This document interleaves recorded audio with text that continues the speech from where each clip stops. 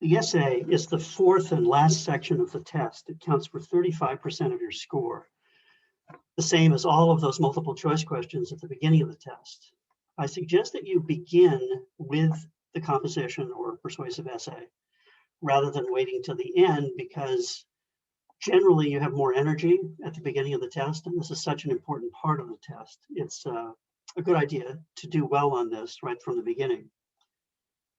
The objective is to see if you can put together a coherent, well-organized, grammatically sound essay of 300 to 600 words. It's not a test of your ability to necessarily be creative in any way, so don't put a lot of energy into coming up with brilliant ideas. Instead, focus on organization and coherence. Let's take a look at a sample test taken from the state's published practice test. Here's one. You'll be given a controversial topic related to education where you must argue for or argue against a position. In this case, it concerns academic ability grouping. On the left is the argument in favor, and on the right is the argument against. You should begin by reading the cases for and against and choosing which side you want to take. Pick the side that you're most comfortable writing about, usually the one that you would actually favor. Okay, let's take a look at how you would go about organizing this.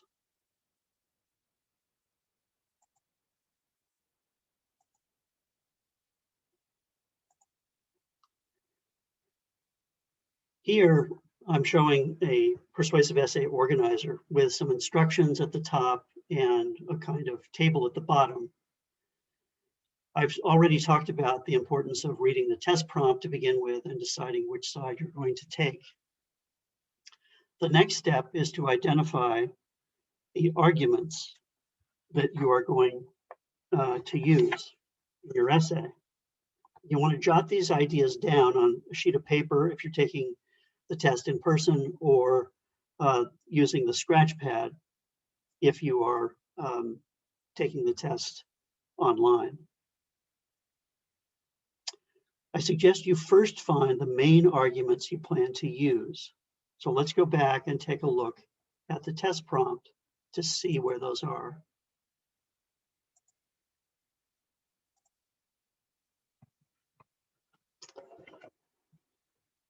To illustrate, let's assume we are arguing that ability grouping is a good idea.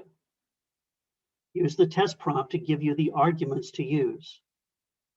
Let's read the arguments in favor. Classroom instruction is most effective when it takes into account the different ability levels of students.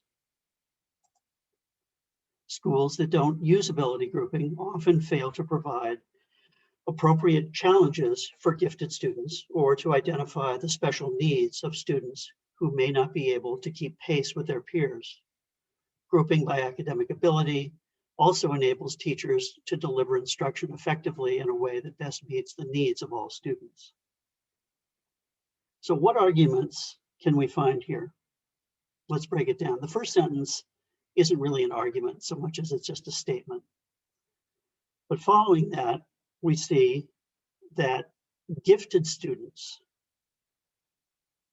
are underserved in schools that don't use ability grouping. And we also see that special needs students may be underserved. And finally, grouping by academic ability enables teachers to deliver instruction effectively. So there are three arguments that you can use, and what I would recommend that you use in your essay. Another option is to look over on the other side and find a counter argument. Find an argument that the other side is taking that you might argue against. For example, schools do not have a reliable way of determining individual potential. So you might take that argument and turn it around and argue that testing would be an effective way to determine individual potential. In any event, you want to pick three arguments, and only three, that's all you need. So let's go back and look at the organizer one more time.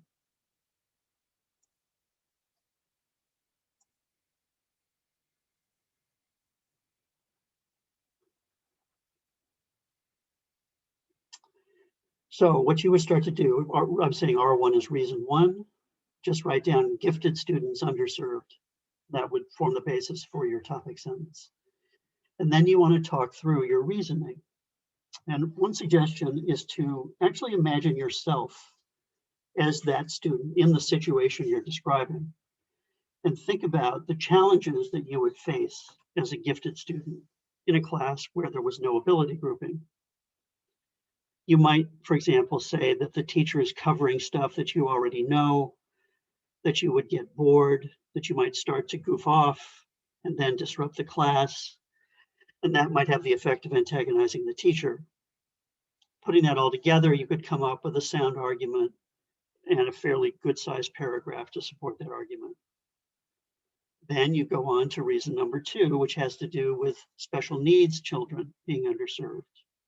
And likewise, you could put together an argument picturing yourself as a special needs student, where you could picture the teacher presenting material too quickly for you, that you end up getting lost very quickly, and after a while you stop even trying and you start to get down on yourself and paint a whole picture of the frustration that such a child would feel. And then move on to your third argument and jot down some thoughts about the one having to do with teachers being more effective, how she can tailor her instruction by the levels of the students. She reaches all students.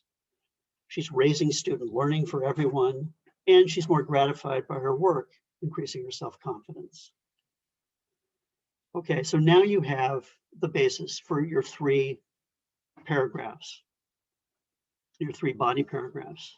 The next thing you want to do is to decide on the sequence, the final paragraph number, and just jot that down next to them. So a good strategy here is to find your strongest argument and then plan to present that as your final argument. In other words, the paragraph leading up to your introduction. Find your second strongest argument and plan to use that first. You want to start off with a strong argument.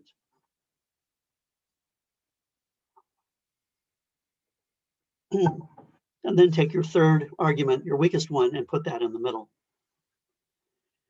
Now you're ready to outline your introduction, which should have three elements. You want to begin by announcing the topic and point to the importance of it. So in this case, you might say something like, the quality of education our students receive is important to everyone. Teachers must give careful thought to how they deliver instruction so that they may reach all students. Once you've done that, you want to list the three arguments that you're going to put forward in the order in which you will present them. That's why you wanted to do that ordering process before you outlined your introduction. And then finish by stating your thesis. In this case, ability grouping is an effective educational practice. Wrap up your outline with your conclusion, where you restate your thesis for the reasons I've given. Clearly, ability grouping is a good idea. And then turn to the ways in which the school in general would be improved, rather than restating your arguments. You might talk about how much better children would feel in a classroom where ability grouping was practiced, how it would raise their own sense of self-worth because they feel like they're being addressed, and also how teachers would have a much better feeling about their profession, and it might raise the entire morale of the classroom and of the school.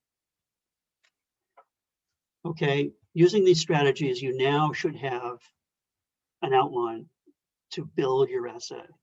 This may take you as much as 15 or 20 minutes to put together, but you'll probably be able to then type your essay quite quickly and be finished with it in, say, 40 or 45 minutes total.